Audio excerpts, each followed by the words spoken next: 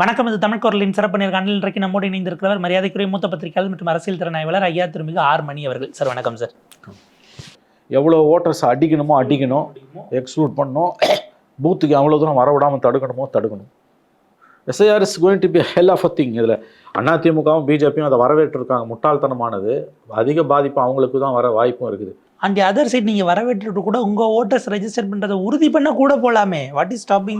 நீங்கள் போக மாட்டேன்றீங்க. உங்கள் ஓன் ஓட்டர்ஸை இந்த அவேர்னஸ் இல்லாதவங்களுக்கு நீங்கள் கொண்டு போய் சேர்க்க வேண்டியது ஒரு பொலிட்டிக்கல் பார்ட்டியா? ஒரு பக்கம் தாங்க இருக்குது அந்த ஃபார்மு. அதில் ஏன் இவ்வளோ கன்ஃபியூஷன் வருது? 2வது காலத்துலையும் 3வது காலத்துலையும் என்ன பண்ணணும்னு தெரியலையே. இப்போ உங்கள் அப்பா பேர் கேட்குறாங்க. 2002 உங்கள் 3ல் நீ லிஸ்ட்டில் நம்ம பேர் இருக்குன்னா நமக்கு பிரச்சனை இல்லை, ஃபார்ம் ஃபில்அப் பண்ணி ஒட்டினா போதுன்றாங்க. ஆனால் 2002 லிஸ்ட்டில் அப்பா பேர் அம்மா பேர் அவங்க ஓட்டர் ஐடியா கேட்டால் அந்த ஃபாரத்தை ஃபில் பண்ணுமா வேணையாமான்னு கன்ஃபியூஷன். பிஎல்ஓ வந்து மேலே இருக்கிறத மட்டும் பண்ணுங்க, 2 3 நாங்கள் பார்த்துக்கோன்றாங்க பல இடங்களில் பிஎல்ஓஸ். ஆனால் இப்போ வேறு இடங்கள் என்ன சொல்கிறாங்க, இல்லை அப்படி தான் சொல்லுவோம், ஆனால் நீங்கள் ஃபில்அப் பண்ணணுன்றோம். ஏன்னா இப்போ இதில் ஒயிட்னர் வைக்க முடியுமா? ஒரு ஆளுக்கு ஒரு ஃபார்ம் தான், தப்பாச்சுன்னா என்ன? அது இவ்வளவு சிக்கல்கள். ஆமாம், ஒரு ஆளுக்கு ஒரு ஃபார்ம் தான். நீங்கள் மல்டிபிள் என்ட்ரிஸ்னா திரும்ப ஃபார்ம் வாங்குறதும் கஷ்டம். முடியாது. இவ்வளவு ஹெல் ஆஃப் அ திங். தேர்தல் கமிஷன் இந்திய ஜனநாயகத்தை படுகொலை செய்து கொண்டிருக்கிறது. அதில் எந்த சந்தேகமும் வேணும். இது என்ன கந்தரகோலம் ஆக போகுதுன்னு தெரியல. SIR is a serious threat. அதில் எந்த சந்தேகமும் கிடையாது. எஸ்ஐஆர் வேணும். ஒன் இயர் பண்ண வேண்டியதை 1 மந்த் பண்ணுறாங்க. ப்ராப்பர் ட்ரைனிங் பிஎல்ஓக்கு தெரியலன்னா நமக்கு எப்படிங்க தெரியும்? பிஎல்ஓ எங்கே ட்ரைனிங் கொடுத்தாங்க? என்ன ட்ரைனிங் கொடுத்தாங்க? Very simple. இல்லை அப்போ உங்கள் நோக்கம் என்ன? கெடுக்கணும். எவ்வளோ பேரை ஓட்டர் லிஸ்ட்லேருந்து அடிக்கணும். அதில் யார் யாரதெல்லாம் போகுங்கிறதுல தெரியல. இதில் ஓரளவுக்கு முடிஞ்ச மட்டும் தடுப்பதற்கு டிஎம்கே ஒர்க் பண்ணிக்கிட்டு இருக்கு. அவங்க கோட்டை பார்ப்பாங்க. அவங்களுக்கு நல்லா தெரியும். மேப் பண்ணி வச்சுருப்பாங்க. ஒரே அசம்பிளி கான்ஸ்டிடுவன்சி ஒரே வட்டத்தில் 10 தெருவில் வந்து 7 தெரு திமுக ஓட்டுன்னு அங்கே மாஞ்சி வேலை செய்வானுங்க. 3 தொகுதி நம்ம ஆள், 3 தெரு நம்ம ஆளுலாம் இந்த பக்கம் எட்டியாக பார்க்க மாட்டாங்க. இவனுங்க அண்ணா திமுக ஒருத்தன் 2 பேர் வரானே ஒழிய அவன் அளவுக்கு வரல. மற்ற கட்சி யாரும் எட்டியாக பார்க்கல. பிஎல்ஓ வந்து வாயில் வந்தெல்லாம் பேசுகிறாங்க. பிஎல்ஓக்கே எதுவுமே தெரியல. ஸோ இது தமிழ்நாட்டில் SR is going to be a very serious issue. அதான் திமுக அவங்க என்ன சாமர்த்தியமாக இருந்தாலும் அவங்க ஓட்டும் சேர்ந்து தான் போகுது, அடி வாங்க போகுது. ஏடிஎம்கே பிஜேபி ஓட்டும் சேர்ந்து தான் அடி வாங்க போகுது. அதாவது இப்போ பீகாரில் நடந்தது தமிழ்நாட்டில் நடக்கும்னு பாஜகவினர் நம்பிக்கையாக சொல்கிறதுன்னு நம்ம எப்படி பார்க்க வேண்டியது? வானதி அவர்கள் சொன்னாங்க. வானதி வந்து ரொம்ப தீர்க்க தரிசனமாக வானதி சீனிவாசன் சொல்கிறாங்கன்னு தான் நம்ம பார்க்கணும். நாங்கள் நடத்தி காட்டுவோம் அப்படின்றது. ஆக்சுவலாக அதுக்கு இன்னொரு மீனிங் உண்டாங்க. இன்கம்பன் கவர்மெண்ட் ஜெயிச்சிருக்கு, அப்போ தமிழ்நாட்டில் திமுக ஜெயிக்கும்னு வானதி சொல்கிறாங்களா? ஆனால் கட்சி தலைவர் வேற ஒன்று சொல்கிறாரு. பீகாரினுடைய சூழல் வேற, அதே மாதிரி 5 ஸ்டேட்லையும் நடக்கணும்னு இல்லை, இங்கே சூழல் வேறன்னு நைனார அது ஃபால் ஆகும், நாங்கள் ஜெயிப்போங்கிறத கூட பண்ணாமல் அவர் ஒரு சேம் சைட் கோல் ப்ராக்டிக்கலாக பேசுகிறாரா என்னன்னு தெரியல. பட் பவருக்காக போகிற ஒரு பாலிட்டிஷியன் ப்ராக்டிக்கலாக பேசக்கூடாது இல்லை. பீகாருங்க அப்படியே எதிரொலிக்கும்னு பேச வேண்டிய நைனார் இல்லை தமிழ்நாட்டில் சுச்சுவேஷன் வேறுன்னா அவர் என்ன சொல்கிறாரு நான் கேட்குறேன். இல்லை ஒருவேளை அவரும் வந்து அதாவது இப்போ பீகாரில் நடந்தது இங்கே நடக்கும்னு சொல்கிறது மூலமாக அவர் நாங்கள் எஸ்ஐஆர்லாம் வச்சு ஜெயிச்சிருவோம்னு சொல்கிறாரு நம்ம யாருக்கு தெரியும்? இல்லை, அங்கே எஸ்ஐஆரை வச்சுன்னா இருக்கிற எல்லா பூத்துக்கும் ஆட்களை அனுப்பி என்டிஏ வேலை பார்த்தது. இவங்களுக்கு பூத் ஏஜென்சி கிட்டத்தட்ட 20,000 பூத்துக்கு இல்லைன்னு எலெக்ஷன் கமிஷனுடைய அஃபிஷியல் டேட்டாவாக இருக்கிறது. அப்போ இப்போ யார் போய் பீப்புள் ஆக்சஸ் பண்ணுறாங்களோ அவங்களுக்கு எட்ஜு கூடுதுன்னு ஒரு விஷயம். இதில் உள்ளேயே வராமல் ஆனால் நாளைக்கு விஜய் போராட்டம் அறிவித்திருக்கிறார். அவர் பண்ணுவாரான்னு தெரியல. கட்சியினர் தமிழ்நாடு முழுக்க எஸ்ஐஆருக்கு எதிராக போராட்டம் பண்ணுறது முக்கியம் இல்லைங்க. நான் சொல்கிற மாதிரி எஸ்ஐஆரில் முக்கியமாக அவங்க ஆளுங்களை, விஜயோட ஆதரவாளர்களை பேரை சேர்க்கறதுக்கு பார்க்கணும். ஏன்னா இதில் ரொம்ப முக்கியமாக அடி வாங்க போகிறது விஜய் ஆதரவாளர்கள் தான். திமுக அண்ணா திமுக ஓட்டெல்லாம் 40 வயசு கடந்தவங்க, அவங்க ஓட்டெல்லாம் இருக்கும். அதில் விஜய் பசங்க வந்து ஜென்சி 2005 6 7 8 9 பிறந்தவங்க. அவங்க தான் முதல்ல கவனம் செலுத்தணும். ஏன்னா அவங்க வந்து ஃப்ரெஷ் ஓட்டர்ஸு, குடியுரிமையை நிரூபிக்கப்படாதவங்க. இப்போ 2002 பூத்தில் லிஸ்ட்டில் இருக்கவங்கலாம் குடியுரிமை நிரூபிக்கப்பட்டவங்க. இதுதான் அவன் லாஜிக் படி பார்த்தா. இப்போ குடியுரிமை நிரூபிக்கப்படாதவனுக்கு நீ ஓட்டர் லிஸ்ட்டில் பேர் கேட்கும்போது 1000 கேள்விகள் வரும். இல்லை, காலேஜ்லேருந்து ஊர் விட்டு ஊர் போய் ஹாஸ்டல் ரெசிடென்ஸாக இருக்கிறவங்க எக்ஸாம் டைம் வந்து பார்த்து ஃபில் பண்ணுறதுக்குலாம் வழி இல்லை. முடியாது. அவன் ஃபஸ்ட் டைம் ஓட்டராக என்ரோலே பண்ண முடியாத சூழலாகவும் போவதற்கு வாய்ப்பு இருக்குங்கிற சிக்கல். ஒரே ஒரு நிறைவு கேள்வி சார். பிரதமர் அவர்கள் பீகார் வெற்றிக்கு பிறகு பேசும்போது மேற்கு வங்கத்தில் இருக்கிற காட்டாட்சியை அப்புறப்படுத்துவோம், அடுத்து நாங்கள் அங்கே தான் வரோம் அப்படிங்கிற மாதிரி அவர் பேசுகிறாரு. தமிழ்நாடு குறித்து அவ்வளவு கடுமையான விமர்சனங்கள் வைக்கலை, நமக்கு இங்கே ஸ்டேக்ஸ் அவ்வளோதாங்கிற இடத்துலேருந்து அதை பேசுகிறாரா? இல்லை திமுகட்டிருந்து காங்கிரஸை கழிட்டணும் 29ங்கிறதா நம்ம இலக்கு, டிஎம்கேவை அவ்வளவு ஸ்ட்ராங்காக நம்ம டிஸ்டர்ப் பண்ண முடியாதுன்னு தெரிஞ்சதுனால அப்படி பேசுகிறாரா? இப்படி பார்க்க வேண்டிய இல்லை. அவங்க ஃபஸ்ட்டு அவங்க டார்கெட் வெஸ்ட் பெங்கால். தமிழ்நாடு இப்போதைக்கு ரேடாரில் இல்லை. ஸோ திமுக கொஞ்சம் நிம்மதியாக பெருமூச்சு விடலாம். நிச்சயமாக அவங்க முழு கவனத்தையும் வெஸ்ட் பெங்காலில் தான் செலுத்துவாங்க. பட் திமுக 2வது முறை போன முறை மாதிரி ஒரு பெரு வெற்றி பெறுவதை அவங்க அதையும் விரும்பலை. அப்படி ஜெயித்தாலும் மெஜாரிட்டி இல்லாமல் வர்றதுக்கான வேலைகளை தான் அவங்க செய்கிறாங்க. ஆட்சி மாற்றத்தை தமிழ்நாட்டில் அவ்வளோ சுலபமாக பண்ண முடியாதுன்னு பிஜேபிக்கு நல்லா தெரியும். வேறு வெஸ்ட் பெங்காலில் அவங்க பண்ணுறதுக்கான வாய்ப்புகள் இருக்குது. அங்கே ஏற்கனவே அவங்க வந்து கிட்டத்தட்ட 75 எம்எல்ஏஸ் இருக்காங்க. ஆகவே வெஸ்ட் பெங்கால் வந்து பிஜேபிக்கு நெக்ஸ்ட்டு ஹால்ட்டிங் பாயிண்ட், நெக்ஸ்ட் ஸ்டேஷன் அவங்களுக்கு வந்து பிஜேபிக்கு வெஸ்ட் பெங்கால் தான். அங்கே ஆனால் வந்து அங்கேயும் ஒரு சிங்கம் கர்ஜனை பண்ணிட்டு தான் இருக்குது, பெண் சிங்கம். அவ்வளோ ஈஸியாக மம்தாவை அவங்க காலி பண்ணவும் முடியாது. இந்த 5 மாநில தேர்தலில் ரொம்ப கவனமாக நம்ம கவனிக்க வேண்டியது பெங்கால். அங்கே அதீதமான ஒரு போட்டி நிலவ போகுது. எதிர்க்கட்சி தலைவர் சுவேந்த அதிகாரி 14 லட்சம் போலி வாக்காளர்களும் லிஸ்ட்டை பிரிண்ட் பண்ணி கொண்டு போகிறார். இதான் அவங்க எவ்வளோ சீக்கிரம் எவ்வளோ தூரம் ஓட்டர் லிஸ்ட்லேருந்து பேரை காலி பண்ணும். அதான் எலெக்ஷன் கமிஷனோட மோட்டிவ். கடந்த காலத்துக்கு அதுக்கும் ஸ்ட்ரைட் ஆப்போசிட். அப்போ அது ஆட்டோமேட்டிக்காக ஓட்டு போட வரமாட்டான். உன் பேர் ஓட்டர் லிஸ்ட்டில் இல்லைன்னா என்ன பண்ணுவேன்? நீ அன்றைக்கி ஒரு நாள் தருவா சுற்றுவான், 1 மணி நேரம் சுற்றிட்டு அலைஞ்சிட்டு 2 மணி நேரம் சுற்றிட்டு வீட்டுக்கு போயிடுவான். அவ்வளோ ஓட்டர் லிஸ்ட்டில் இல்லை அப்படின்னா வீட்டுக்கு கட்சிக்காரர்கள் வந்து கடைசி நேரத்தை பார்த்து கொடுக்கறது. லிஸ்ட்டில் பேர் இல்லைன்னா அவங்களுக்கு செலவு குறையும் ஒரு வகையில். ஆமாம், ஒரு வகையில் செலவு குறையும். ஓட்டுக்கு 1000 2000 கவரில் போட்டு கொடுக்குறவனுங்க அதுவும் குறையும். பேர் இல்லை அவனுக்கு ஏன் கொடுக்கணுங்கிற இடத்துக்கு போயிடுவாங்க. ஆமாம், ஜனநாயகம் கேலி கூத்தாயிட்டு இருக்கு. நீங்கள் யோசிச்சு பாருங்கள், 2002 லிஸ்ட்டில் இருக்கவனுக்கு இன்றைக்கி உன் பேர் இருக்குன்னா ஓகே, ஆனால் உங்கள் அப்பா பேர் உங்கள் அம்மா பேர் ஒன்று என்ன கதை இதில்? எனக்கு அதை ஏன்டா தெளிவாக போட்டு தொலைக்க வேண்டியதானடா? யாருக்கும் புரியாத மொழியில் போட்டு ஏன்டா நீங்கள் வந்து உயிர் எடுக்கிறீங்கன்னா அதுக்கெல்லாம் பதில் கிடையாது. They want to destroy democracy, they want to destroy rule of law. Election commission இந்திய ஜனநாயகத்தை சவகுழிக்கு அனுப்பி கொண்டிருக்கிறது, சந்தேகமே இல்லை. பீகாரில் என்டிஏ சுனாமி அடித்து ஓய்ந்திருக்கிறது.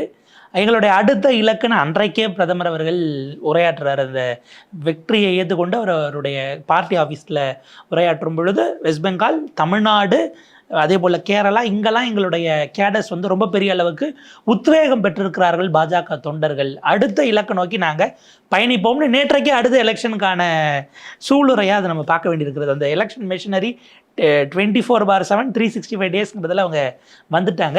தமிழ்நாடு எலெக்ஷன்ஸில் 2 மேஜர் நேஷனல் பார்ட்டிஸ், இன்றைக்கி காங்கிரஸ் நேஷனல் பார்ட்டிங்கிற அந்தஸ்தில் இருக்கா இல்லை அதுவே ரீஜனலாக சுருங்குச்சாங்கிறது வேறு விவாதம். பட் இவங்களுடைய ஸ்டேக்ஸ் அடுத்து எப்படி இருக்குங்கிற ஒரு கொஷின் ரைஸ் ஆகுது.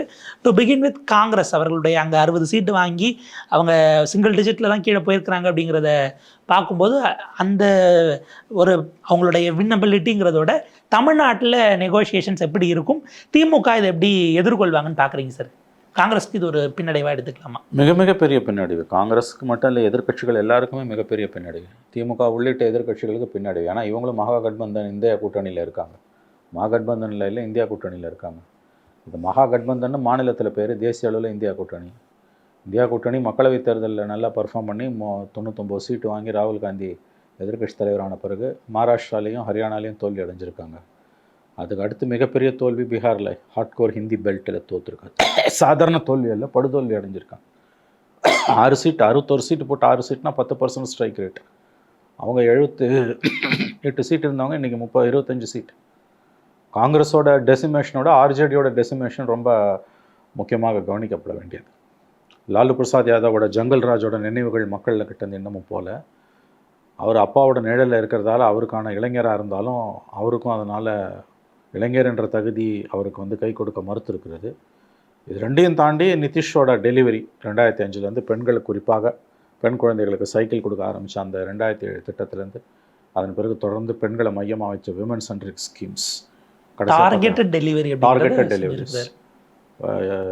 பள்ளி ஆசிரியர்கள் நியமனம், பூரண மதுவிலக்கு, செல்ஃப் ஹெல்ப் குரூப்ஸ், லட்சக்கணக்கான செல்ஃப் ஹெல்ப் குரூப்ஸ், சுய உரிமை குழுக்கள், சுய உதவி குழுக்கள், கடைசியாக 10,000 ரூபாய் கொடுத்தது வரைக்கும் பெரிய அளவில் ஒர்க் அவுட் ஆகிருக்கு. 71% பெண்கள் வாக்களித்திருக்காங்க. பெண் வாக்காளர்கள் 71% வாக்களிச்சிருக்காங்க. கடந்த முறை அது 59%. ஆக்சுவலாக 2 சீட்டு குறைஞ்சிருந்தா தேஜஸ்வி அதிகாரப்பூர்வமான எதிர்க்கட்சி தலைவருங்கிற அந்தஸ்தை இழந்திருப்பார். 10% சீட்ஸ் வந்திருக்காது. எஸ், இப்போ 2 சீட்டு குறைஞ்சிருந்தா 25ங்கிறது 10% தாண்டிடுச்சு அப்படிங்கிறது தான். ஆமாம். அப்போ இதனால் இந்த தோல்வி வந்து ரொம்ப 2010 இதே மாதிரி டெசிமேட் ஆச்சு. பட் அப்போ செகண்ட் டைம் பவருக்கு, இது 5வது முறை வந்து இவ்வளோ பெரிய வெற்றின்றது மிக பெரிய சாதனை தான். இதை வந்து எஸ்ஐஆர், ஓட்சோரி, இவிஎம், இப்போ இவிஎம்ஐ பேசுகிறதில்ல, இப்படிலாம் சொல்கிறதால எதிர்க்கட்சிகள் தாங்களே ஏமாற்றிக் கொள்ளலாம். இவ்வளோ பெரிய ஸ்கேலில் வந்து இந்த அளவு மேமத் விக்ட்ரி வந்து மோசடிகள் எவ்வளோ நடந்திருந்தாலும் வர வாய்ப்பு குறைவு. அப்படி தான் நான் பார்க்குறேன். ஆகவே இது எதிர்க்கட்சிகளுக்கு ஒரு மிகச்சரியான ஆகச்சிறந்தது ஒரு பாடம் என்று தான் நாம் எடுத்துக்கொள்ள வேண்டும். பீகார் தேர்தலுக்கு முன்பாக 117 கூட நாங்கள் கேட்கலாமேன்னு காங்கிரசினுடைய மேலிட பொறுப்பாளர் கிரீஷ் சோடன்கர் அவருடைய அபிலாஷையை வெளிப்படுத்தி இருந்தார். இப்போ தமிழ்நாட்டில் அந்த இதை பீகாருக்கு பிறகு கேட்கிற இடத்தில் தான் காங்கிரஸ் இருக்கிறதா?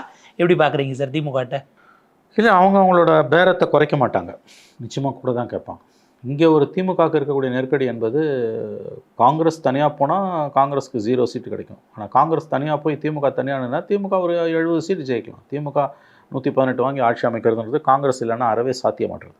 ஒரு தொகுதியில் சாதாரணமாக காங்கிரஸுக்கு 3000 ஓட்டு, மினிமம் 3000 இருக்குது. சில தொகுதிகளெல்லாம் 5000 7000, தென் மாவட்டங்களில் சில தொகுதிகளில் அபவ் 6-7,000 இருக்குது.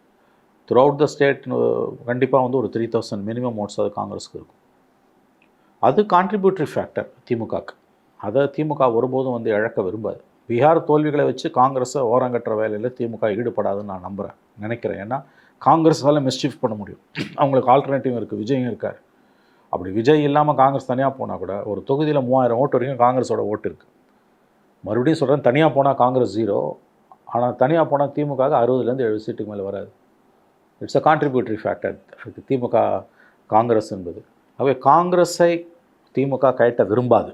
ஆனால் இவங்க கூடுதல் சீட்டு கேட்பாங்க. பீகார் எலெக்ஷனுக்கு பிறகு அதில் பேச்சுவார்த்தையில் சற்று தொய்வு இருக்கலாம். ஆனால் ரொம்ப திமுகவில் காங்கிரஸ் அடக்க முடியாது. ஏன்னா 2 விஷயம், காங்கிரஸோட ஓட்ஸ் தான் கான்ட்ரிபியூட்டரி ஃபேக்டர் திமுகவுக்கு. 2வது, காங்கிரஸுக்கு ஒரு ஆல்டர்னேட்டிவ் இருக்குது. பர்செப்ஷனில் ஏற்கனவே விஜய் கிட்ட தோற்று கொண்டு இருக்கக்கூடிய திமுகவுக்கு ஒருவேளை காங்கிரஸ் வேணான்னு திமுக முடிவு பண்ணால் அவருக்கு ஒரு ஆப்ஷன் அங்கே இருக்குதுன்னா அங்கே போனாங்கன்னா தேர்தலுக்கு முன்னாலே பர்செப்ஷன் வரலே திமுகவுக்கு பெரிய நெருக்கடி வந்துடும். அதை ஸ்டாலின் அவர்கள் செய்ய மாட்டார். பீகார் தேர்தல் முடிவுகள் காங்கிரஸோட பேரம் பேசும் தகுதியை தமிழகத்தில் எந்த விதத்திலும் பாதிக்கவில்லை என்பது தான் என்னுடைய கருத்து. ஸோ ஃபார் ஸ்டாலின் அவராக யாரையும் வெளியில் அனுப்புனது இல்லைங்கிறது அவருடைய 2019க்கு பிறகான ஒரு ட்ராக் ரெக்கார்டாக இருக்கிறது. எஸ், அதையும் நம்ம ஆமாம், அனுப்ப மாட்டாங்க. கண்டிப்பாக அவர் அனுப்ப மாட்டார், நிச்சயமாக அனுப்ப மாட்டார். காங்கிரஸ் இல்லைன்னா திமுகவுக்கு நம்பகத்தன்மை கிடையாது. அது 5% 6% ஓட்டும். ஆகவே ஒருபோதும் அவர்கள் அதை காங்கிரஸை திமுகவும் கைவிடாது என்று தான் நான் நம்புகிறேன். இதில் எடப்பாடி பழனிசாமி அவர்கள் நேற்றைக்கு அந்த வெற்றி அப்படிங்கிறதுக்கு வாழ்த்து சொல்கிறார். பீகாரில் அவருடைய ஆர்டர் அப்படிங்கிறது ஓப்பனிங்கே காங்கிரஸால் நிர்வகிக்கப்படுகிறது. இல்லை காங்கிரஸ் லெட் இந்தியா அலையன்ஸ், இந்தியான்னு அவர் சொல்லலை, இந்தியா அலையன்ஸ் அப்படிங்கிற அந்த இது விஷயத்தை சொல்லி அவர்களுடைய ஏமாற்று வேலைகளை பீகார் மக்கள் புறக்கணித்திருக்கிறார்கள். இந்த வெற்றிக்கான கிரெடிட்ஸில் ஃபஸ்ட்டு பிரதமர் மோடி, அடுத்து உள்துறை அமைச்சர் அமித்ஷா, அப்புறம் நிதிஷ்குமார் என்பதாக அந்த விஷயம் அமைகிறது. அப்போ பிஜேபி அங்கே அமாங் ஈக்குவலாக வந்து இவ்வளோ பெரிய வெற்றி பெற்றிருக்கிறது அப்படின்னா பிஜேபி இங்கே ஏடிஎம்கே கிட்ட நெகோசியேஷனில் இதை மசூல் பண்ணி காட்டுவதற்கு வாய்ப்பு இருக்கிறதா? நாங்கள் எங்களுடைய பலம் பாருங்கள் மோடிங்கிற முகத்துக்கே இருக்கிறது என்று அவங்க எப்படி இதை மூவ் பண்ணுவாங்க எலெக்ஷனில்? அவங்க சைட்லேயும் நெருக்கடி அதிகமாகும். எடப்பாடி வந்து மேலும் விட்டு கொடுக்க வேண்டியிருக்கும். பீகார் எலெக்ஷன் பிஜேபிக்கு ஒரு அப்பர் ஹேண்டை கொடுத்துருக்கு. கண்டிப்பாக கூடுதல் இடங்களை எடப்பாடி பிஜேபிக்கு ஒதுக்குவதற்கு நிர்பந்திக்கப்படுவார். அதை எடப்பாடி ஏற்றுக்கொள்வார் நான் நம்புகிறேன். ஆட்சியில் பங்கு வரைக்கும் கூட எடப்பாடி போவார், ஆனால் அது வெளியில் சொல்ல மாட்டார். தேர்தல் முடிகிற வரைக்கும் அதை சொல்ல மாட்டார். தேர்தல் முடிஞ்சு ஒருவேளை அதிமுக கூட்டணி, என்டிஏ கூட்டணி வெற்றி பெற்றால் நிச்சயமாக அந்த அரசியல் பாஜக இடம்பெறும். அதில் எந்த விதமான சந்தேகமும் உங்களுக்கு வேணாம். ஆனால் தேர்தலுக்கு முன்னால் அதை சொல்ல மாட்டாங்க. நவ் மெயின் இஷ்யூ பீகார் எலெக்ஷனுக்கு பிறகு அதிமுகவிடம் கூடுதல் சீட்டு கேட்கக்கூடிய வல்லமையை பிஜேபி பெற்றிருக்கிறதானா? Yes, they got it. So இது ஏடிஎம்கே கூடுதல் தலைவலி தான். அவங்க வந்து கண்ணாபின்னா டிமாண்ட் பண்ணுவாங்க, முந்தி மாதிரி ஒதுக்கி தள்ள முடியாது. 2வது வந்து இப்போ பிரிஞ்சு கிடக்கிற கட்சிகளுக்கெல்லாம் இது ஒரு வார்னிங். ஏடிஎம்கே பிஜேபி பக்கம் வந்தால் தான் நீங்கள் தப்ப முடியும். ஏன்னா அந்த அலையன்ஸ் உடைய வாய்ப்பு இல்லை, பிஜேபி விஸ்வரூபம் எடுத்துடுச்சு. அப்போ பிரிஞ்சு போனவங்க, அது ஓபிஎஸ்ஸாக இருக்கலாம், டிடிவியாக இருக்கலாம், அவர்கள் இந்த பக்கம் வருவதற்கு ஒரு சின்ன விண்டோ ஓப்பனாக இருக்குன்னு தான் நான் பார்க்குறேன். ஆக இது எப்படி பார்த்தாலும் தமிழ்நாட்டில் அதிமுக அதிமுகவோடு பேரம் பேசக்கூடிய திமுகவின் வலிமையை நிச்சயமாக அதிகரித்திருக்கிறது. அவங்க அக்ரெசிவ் பொலிட்டிக்கல் ஒர்க் பண்ணாங்கன்னா ஒவ்வொரு மாவட்டத்திலுமே வந்து அது பிஜேபிக்கு கிடைக்கக்கூடிய அந்த ஒரு அப்பர் ஹேண்டுன்றது வந்து பிஜேபி அதிமுகன்னு ஒன்றா சேரும் பொழுது இதுக்கு நடுப்புற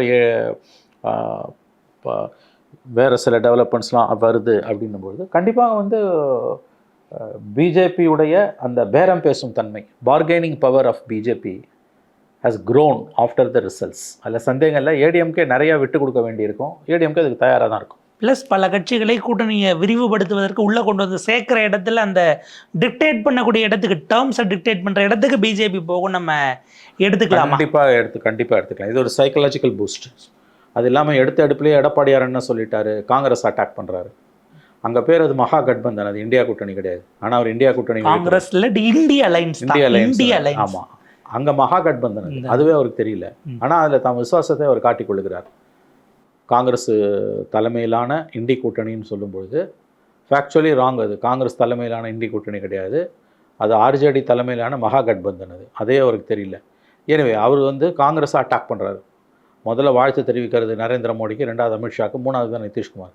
அங்கே நிதிஷ்குமாரால் தான் பிஜேபி உள்ளடக்கிய நிதிஷ்குமார் ஜனதாதள் யுனைடெட் தலைவரால் தான் என்டிஏ ஜெயிச்சுது. ஏன்னா அவர் தான் ஃபேஸ்னு அவங்க ரெண்டு பேருமே. நிதிஷ் இல்லைன்னா இவங்க மண்ணை கவி இருப்பாங்க. அந்த 10,000 அப்படிங்கிற வெற்றியில் மோடிக்கு ஒன்றும் பெரிய பங்கு கிடையாது. இவங்க எல்லாத்துக்கும் மோடியை சேர்த்துக்கிற மாதிரி இதுலேயும் மோடியை வந்து தலையில் தூக்கி வச்சு, ஒருவேளை ரிசல்ட் மாறி இருந்தால் அது நிதிஷ் தலையில் ரிசல்ட் அது எப்போ தோத்தா நிதிஷ், ஜெயிச்சா Modi. See victory has many fathers, defeat has none. வெற்றிக்கு பல தந்தைமார்கள் உண்டு, தோல்விக்கு தந்தைமார்கள் என்று ஒருவர் கூட இல்லை. சிஎம் ராஸ்கார் யோஜனாலும் அவர் கொண்டு வந்தது, அவர் கொண்டு வந்தது. சீஃப் மினிஸ்டரோட நிதிஷோட பாப்புலாரிட்டி தான் என்டிஏவோட வெற்றிக்கு அடித்தளம். மோடியும் அமித்ஷாவும் பீகார் வெற்றிக்கு காரணம் அல்ல. ஆனால் அந்த வெற்றியை பாஜக வழக்கம் போல் தனதாக்கி கொள்ளுகிறது. தமிழகத்தை பொறுத்த வரைக்கும் உங்கள் கேள்விக்கான பதில், அதிமுகவோட பிஜேபிக்கு இருக்க உறவு மேலும் ஆதிக்கத்தன்மை கொண்டதாக, அதிமுகவை தன் வழிக்கு கொண்டு வர அதீதமான ஆதிக்கத்தன்மை கொண்டதாக இருக்கும் தான் நான் பார்க்குறேன்.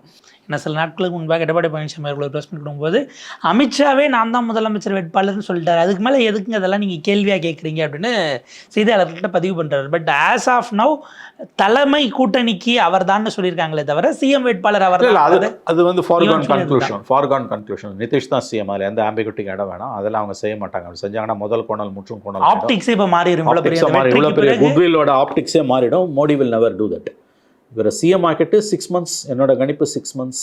5 ஸ்டேட் எலெக்ஷன்ஸ்க்கு பிறகு நிதிஷினுடைய பொசிஷனுங்கிறது டிஸ்டர்ப் பண்ணப்படலாம் அப்படிங்கிற இடத்துக்கு. கண்டிப்பாக அவர் 5 ஆண்டுகள் முதலமைச்சராக இருக்க மாட்டார், இது உங்களுக்கு எந்த சந்தேகமும் வேண்டாம். பிஜேபி ஒரு ஹார்ட்கோர் ஹிந்தி பெல்ட்டில் தன்னுடைய முதலமைச்சரை, அதுவும் அது Bihar is very very important state. இது வரைக்கும் அங்கே வந்து அவங்களுக்கு வந்து முதலமைச்சர் இருந்ததே கிடையாது. இன்ஃபேக்ட் லாஸ்ட் இதில் வந்து 2020-25 பீரியடில் அவங்களுக்கு தான் 73 சீட் இருந்து 43 சீட் இருந்த நிதிஷை சிஎம் ஆக்கினதுக்கு காரணம் வந்து, முக்கியமான காரணம் அங்கே சுஷில்குமார் மோடி அவர் உக்காந்தார்னா, பிஜேபியோட லீடர் இறந்துட்டார், சுஷில்குமார் மோடி அங்கே உக்காந்தார்னா அது தனக்கு போட்டியாக வந்துடும். ஏன்னா 2014 பிரைம் மினிஸ்டர் ஆன பிறகு நரேந்திர மோடி ரொம்ப தெளிவாக பண்ண ஒரு காரியம் என்னென்னா, எந்த மாநிலத்திலுமே பவர்ஃபுல் சீஃப் மினிஸ்டர்ஸ் இருக்கக்கூடாது. ஏன்னா 2002-14 காலகட்டத்தில் அவர் குஜராத் முதலமைச்சராக இருக்கும்போது தன்னோட செல்வாக்கை எப்படி விஸ்தரித்தார் என்பது அவருக்கு மட்டுமே தெரியும். அதனால் பவர்ஃபுல் லீடர்ஸ் ஸ்டேட்டில் வந்தாங்கன்னா தனக்கு சேலஞ்ச் ஆகிடும்னு யாரையுமே அவர் அலோவ் பண்ணல. அதுக்கு ஒரே ஒரு எக்ஸப்ஷன் யோகி ஆதித்யநாத். இன்றைக்கி குஜராத் சிஎம் யாருன்னு உங்களுக்கு தெரியுமா? தெரியாது, எனக்கு தெரியாது, பல பேருக்கு தெரியாது. நம்ம ஆன்லைனில் தான் தேடணும். 4 பேர் மாறி இருக்காங்க. அந்த மாதிரி வந்து ஒவ்வொரு மாநிலத்திலையும் அவங்க வந்து சிவராஜ் சிங் சௌஹானை ஒன்றும் பண்ண முடியலன்னு தான் அவரை சென்ட்ரல் கேபினெட்டுக்கு தூக்குனது. மனோகர்லால் கட்டாரியும் அப்படிதான். மனோகர் கட்டாரியும் மோதன் Manoharlal Khattar, Shivraj Singh Chouhan 5th term for BJP. 5th term Modi நடுவுல ஒன்னு வந்து 1.5 வருஷத்துல உடைச்சாலும் அவர் தான் உடைச்சாரு. இந்த டேர்ம் அவர் கொடுத்தோன்னா அவர் தன்னை காம்படிட்டர் ஆகிடுவார்னு தான் சென்ட்ரலுக்கு தூக்குனார். அப்போ ஃபட்னாவிஸை வேறு வழி இல்லாமல் தான் இன்றைக்கி சிஎம் ஆக்கியிருக்காங்க.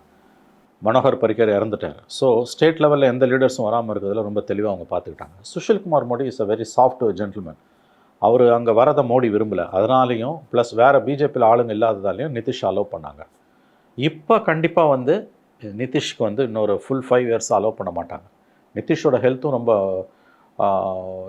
ஆல்மோஸ்ட் அவர் வந்து ரொம்ப டயர்டாக தான் இருக்கார். நேற்று பூரா அவர் வெளியிலே வர பப்ளிக் அப்பியரன்ஸ் வரல. கொண்டாட வேண்டிய ஒரு இது 20 ஆண்டுகளில் ஒரு மனிதன் 5வது தேர்தலில் வெற்றி பெறானா அது ரிமார்க்கபிள் அச்சீவ். 5வது தேர்தலில் வெற்றி 10வது முறை முதலமைச்சர் போது அசாத்தியமானது, ஒரு அபாரமானது ஒரு சாதனை. இதெல்லாம் வந்து இந்திய அரசியலில் மிகப்பெரிய சாதனை.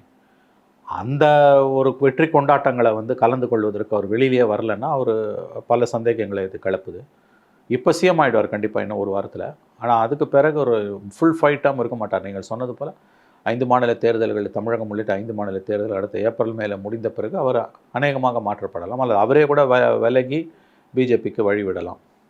ஏன்னா பிஜேபி தான் அங்கே சிங்கிள் லார்ஜஸ்ட் பார்ட்டி. ஏன்னா இப்போ நிதிஷ் இல்லாமலே கூட ஒரு 3 or 4 MLAs தான் உங்களுக்கு ஷார்ட்டாக இருக்கும் for majority. NDA government without Chirag Paswan போயிட்டார்னா, சிராக் பாஸ்வான் 21 + பிஜேபியோட 95 என்னமோ ஈஸிலி அவங்களுக்கு வந்து அங்கே ஒரு 5-6 தான். இது போக இவருக்கு ஜிதன் ராமஞ்சிக்கு ஒரு 5, RLMக்கு ஒரு 4, 10 ஈஸியாக வந்து அதாவது நிதிஷ் கட்சியை தொடவே வேண்டாம், வேற ஒரு 4 பேர் மட்டும் வேற கட்சியில இருந்து கூட எடுத்துக்கலாம். அவங்க வந்து they can easily manage. Some time point of time அங்கே அவங்களுக்கு ஒரு சிஎம் வந்துடுவார் பிஜேபிக்கு. ஸோ நிதிஷோட ஃபுல் டேர்ம்ன்றது வந்து 5th டேர்ம் இந்த 5 years இருப்பாரான்றது அநேகமாக சந்தேகத்துக்கு உரியது. மேபி நீங்கள் சொன்னது போல் 5 மாநில தேர்தல் முடிவுகளுக்கு பிறகு, தமிழகம் உள்ளிட்ட 5 மாநில தேர்தல் முடிவுகள் 26 மே மாதத்துக்கு பிறகு அது நடக்கலாம். பிஜேபி கூட கூட்டணிக்கு போயிட்டு இப்படி அவங்களுடைய கட்சியிலிருந்தே அல்லது கட்சியினுடைய அடுத்த கட்ட பாய்ச்சல்ல இருந்து தேய்மானத்தை நோக்கி போனதுன்னு பார்த்தா நேற்றைக்கு உத்தவ் தாக்கரே, இன்றைக்கு நிதிஷ் அந்த பொசிஷனுக்கு வந்திருக்கிறார். நாளைக்கு அந்த இடத்துக்கு எடப்பாடி பழனிசாமி வருவாராங்கிற ஒரு பார்வை இருக்குல்ல.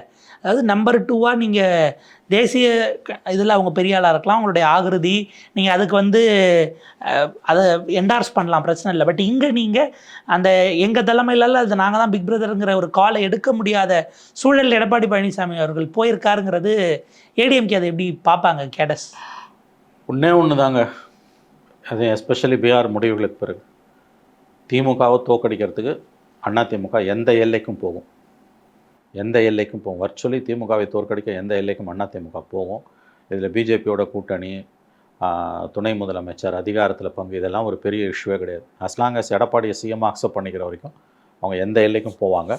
பிஜேபிக்கு அது தெரியும். நேற்று பாருங்கள், காலையில் 11 மணிக்கு அங்கே வந்து கொண்டாட்டங்கள் நடந்துக்கிட்டு இருக்கும்போது தமிழ்நாட்டில் கோயம்புத்தூர்லேருந்து போன அதிமுக தொண்டர்கள், பாஜக தொண்டர்கள், குறிப்பாக அதிமுக தொண்டர்கள் மோடி வாழ்கன்றாங்க. அதிமுக கொடியை எடுத்து பாட்னாவில் பீகார் ஆஃபீஸ் முன்னால் காட்டுறாங்க, பிஜேபி ஆஃபீஸ் முன்னால் காட்டுறாங்க. எடப்பாடி பழனிசாமி தான் அடுத்த முதலமைச்சர்னு அங்கே போய் சொல்கிறாங்க. இதெல்லாம் கடந்த காலங்களில் நிகழாது, என்டிஏ வெற்றி உறுதின்றாங்க. இது அப்படியே கொஞ்சம் கேமராவை பின்னால் கொண்டு போனீங்கன்னா RB உதயகுமார் 10 நாளுக்கு முன்னால் பவன் கல்யாண் மாடலுக்கு விஜய் ஒத்துக்கணுன்றாரு. பவன் கல்யாண் மாடலுக்கு ஒத்துக்கணும் விஜய்னு RB உதயகுமார் சொல்கிறாருன்னா அவங்க அதிகாரத்தில் பங்குக்கு தயாராகிட்டாங்கன்னு. விஜய்க்கு கொடுக்குறது பிஜேபி 2 டெப்டி சிஎம். அதனால் பிஜேபிக்கு காலை ஊனணும், இங்கே எப்படியாவது காலை ஊனணும். அதுக்கு எந்த காம்ப்ரமைஸுக்கும் பிஜேபி போகும். அதை விட அதிகமான காம்ப்ரமைஸுக்கு எடப்பாடியும் போவார். இந்த எலெக்ஷன் முடிவுகள் வந்து எடப்பாடிக்கும், தமிழ்நாட்டில் எடப்பாடிக்கும் என்டிஏக்கும் ஒரு புதிய உத்வேகத்தை கொடுத்துருக்குன்றது உண்மை. அவங்க ஜெயிக்கிறாங்களோ தோக்குறாங்களோ, பட் டஃப் ஃபைட் இருக்கும், அதில் எந்த விதமான சந்தேகமும் கிடையாது. எஸ்ஐஆரில் என்ன தந்திரகோலம் பண்ண போகிறாங்கன்னு தெரியல. ஏற்கனவே ஒரு ஸ்லோ ஜெல்லிங்கிறது ஏடிஎம்கே பிஜேபிக்கு நடுவில் ஃபார்ம் ஆக ஆரம்பிச்சிருக்கு அப்படிங்கிற மாதிரியான செய்திகளும் இருக்கு. ஏன்னா பெரிய அளவுக்கு டிஸ்டர்ப் பண்ணிக்கல, அண்ணாமலை ஆஸ் லாங் அஸ் அவர் எதுவும் பேசாத வரைக்கும் அது பாட்டுக்கு கம்ஃபர்டபுளாக போயிட்டு இருக்கு ஜெல்லிங் ப்ராசஸ் அப்படிங்கிறது. இப்போ எஸ்ஐஆர் இஷ்யூஸில் ஒரு பெரிய சார்ஜ் 2 தரப்புலையுமே எழுப்புறாங்க. பிஎல்ஓஸ்க்கு ப்ராப்பராக ட்ரைனிங் பதிலுங்கிற வகை குற்றச்சாட்டை வானதி சீனிவாசனும் வைக்கிறாங்க. இந்த பக்கம் அதிமுக தரப்பில் எடப்பாடி பழனிசாமி அவர்களுமே வைக்கிறாங்கன்னும் போது அந்த இடத்துல டிஎம்கே கோயிங் டு கிரவுண்ட்ஸ் அப்படிங்கிறத இவங்க மிஸ் பண்ணுறாங்கன்னு நம்ம பார்க்க வேண்டியிருக்காது. ஆமாம், பிஎல்ஓஸோட ஏடிஎம்கே போகிறது பெரிய அளவில் இல்லை. ஒரு 4 இடத்துல திமுக காரம் போகிறான்னா ஒரு இடத்துல தான் அதிமுக காரம் போகிறான். எனக்கு தெரிஞ்சு 2 பேருமே போகலாம், தப்பு கிடையாது. ஏன்னா பிஎல்ஓஸ்க்கு வந்து விஷயம் தெரியல. பல இடங்களில் பிஎல்ஓஸ்க்கு வந்து என்ன ஃபார்மை எப்படி ஃபில்அப் பண்ணணுன்னே தெரியல. தப்பாக ஃபார்ம் ஃபில்அப் பண்ணால் காலி ஆகிடும். கொத்தா ஓட்டர் லிஸ்ட்லேருந்து பெயர் போவதற்கு வாய்ப்புகள் இருக்குது. 65 லட்சம் பேர் பீகார்னா அங்கே எவ்வளோ 64 lakhs 65 வரைக்கும் 65 lakhs போகுதுன்னா இங்கே எவ்வளோ லட்சம் போகுதுன்னு தெரியல. ஏன்னா அந்த ஃபார்ம் வந்து மேம்போக்காக பார்க்கும்போது எளிமையாக இருக்க மாதிரி தெரியுது. ஆனால் அதோட ஃபார்மேட்டு 3 காலம் கொடுத்தது, எந்த காலத்தை ஃபில்அப் பண்ணணும், எதை ஃபில்அப் பண்ணக்கூடாதுன்னு தெரியல. ஃபஸ்ட்டு காலம் ஓகே ஃபில்அப் பண்ணிடும், செகண்ட் அண்ட் தேர்டில் எதை பண்ணணும். ஏன்னா தினமலரில் போட்டது வந்து 3rd காலத்தை நம்ம தொடக்கூடாது, ஓட்டர் லிஸ்ட்டில் இருக்கவங்க 2nd காலத்தை தான் பண்ணணுன்றாங்க. பட் சில பிஎல்ஓஸை கேட்டால் நீங்கள் 3rd தான் பண்ணணுன்றாங்க. பிஎல்ஓஸை ஆளே காணும், பல ஆயிரக்கணக்கான இடங்களில் பிஎல்ஓஸே காணும். ஆனால் 80% கொடுத்துட்டோம் 2 நாளைக்கு முன்னாடி திரும்ப ரிட்டர்ன் எப்போ வரும்னு தெரியல. பல குளறுபடிகள் இருக்குது. ஆகவே இது ஒரு அந்த ஸ்லிப் கொடுக்கப்பட்டதுக்கு எதுவும் அக்னாலஜ்மெண்ட் கொடுக்குறாங்களா, ரிட்டர்ன் வாங்கினா அக்னாலஜ்மெண்ட் சிக்கல் இருக்கு. ஃபார்ம் ஃபில் பண்ணாம அந்த அக்னாலஜ்மெண்ட்டை கூட விடுங்க. ஃபார்மை ஃபில்அப் பண்ணுறதுல ஃபார் எக்ஸாம்பிள் 2nd காலத்தில் எதை நீங்கள் ஃபில்அப் பண்ணுவீங்க, உங்கள் அப்பா அம்மாவோட டீட்டெயிலும். 3rd காலம் ஃபில்அப் பண்ணாதன்றான். ஆனால் பிஎல்ஓ என்ன சொல்லி தினமலரில் போட்டு 3rd காலத்தை கை வைக்காதன். பட்டு இவங்க என்ன சொல்கிறாங்க, ஆமாம் நீங்கள் தேர்டை பண்ணுங்கன்றாங்க. ஸோ குளறுபடிகள் நிறைய இருக்குதுங்க. ஒவ்வொரு பிஎல்ஓ ஒரு மாதிரி சொல்கிறாங்க. பல இடங்களில் பிஎல்ஓவே காணும், ஆள் எஸ்கேப்பு. பிஎல்ஓ உங்களுக்கு ட்ரைனிங் கொடுக்கலன்னு வானதி சீனிவாசன் சொன்னது கரெக்டு. இதைத்தானே திமுக சொல்லிட்டு இருக்காங்க. அவங்க ஐடி விங் நல்லா போட்டுருந்தாங்க. இதை தானே நாங்கள் சொன்னோம். ஆனால் பிஎல்ஓஸ்க்கு கொடுக்கலங்கிறத யாரை நீங்கள் டார்கெட் பண்ணி சொல்ல போறீங்கிறத கேள்வி தெரியல. Pass it to the election commission or DMK? இவ்வளோ கேவலமாக எலெக்ஷன் கமிஷன் ஏன் ஃபங்க்ஷன் பண்ணணும்னு நமக்கு தெரியல.